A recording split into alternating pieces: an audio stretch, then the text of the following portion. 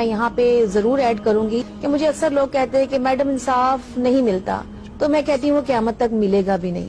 وجہ ہے اس کی، بہت بڑی وجہ ہے، کیونکہ ناانصافی اور ہماری جوڈیشری کا بیڑا غرق اس دن ہو گیا تھا جس دن فاطمہ زہرا علیہ السلام انصاف لینے کے لیے دربار گئیں اور ان کو انصاف نہیں ملا اور نعوذ باللہ ان کو جھٹلایا گیا ان کی گواہی کو. تو یہ جوڈیشری تو اس دن ہی بیڑا غرق ہو گئی تھی. اب میرے پہ چاہے فتویٰ لگا دیں یا جو مرضی کر دیں، آئی ڈیم کیئر.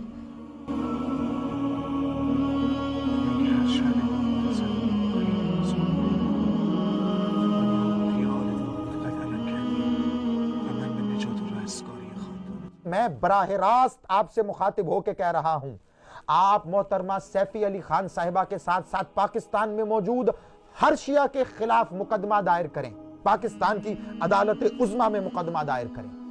آئیے ہم بھی آئیں گے اور ثابت کریں گے کہ رسول اللہ صلی اللہ علیہ وآلہ وسلم کی پاک بیٹی کا حق انہیں نہیں دیا گیا. السلام علیکم. توفیع علی علیہ الصلوۃ والسلام. مجھے ابھی کچھ دیر پہلے میرے ایک بہت محترم دوست سید حسن امتیاز ترمیزی صاحب نے کال کر کے یہ بتایا کہ فیس بک کے اوپر کوئی محترمہ ہیں، اللہ رب العزت ان کا پردہ سلامت رکھیں، انہوں نے اپنی حفظ و امانت عطا فرمائے، سیفی خان صاحبہ غالباً ان کا نام ہے. انہوں نے اب تک کے کسی پروگرام میں یہ بات کہی کہ جناب سیدہ صلوات اللہ و سلام اللہ علیہ کو حق نہیں ملا اور ان کے ساتھ ناانصافی ہوئی اور انہیں جھٹلایا گیا، اور جب ان کو انصاف نہیں ملا تو کسی اور کو کیسے انصاف مل سکتا ہے.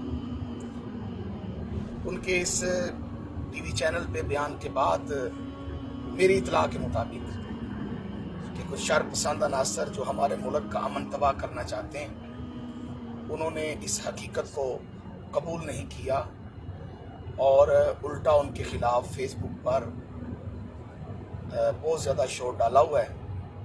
بالخصوص مجھے پتہ چلا ہے کہ انہوں نے کسی تھانے میں درخواست بھی دی ہے اور کسی عدالت کا سہارا لیا ہے. تو مجھے انہوں نے بتایا اور وہ رابطہ کر رہے ہیں ان سے، انشاءاللہ بتا رہے تھے کہ جلد ان سے رابطہ ہو جائے گا.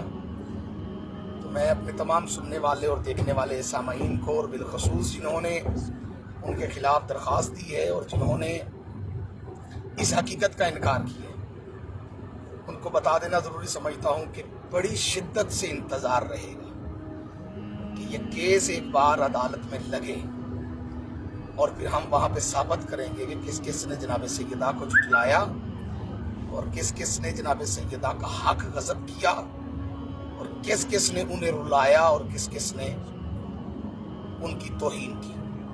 بڑی شدت سے انشاءاللہ انتظار رہے گا.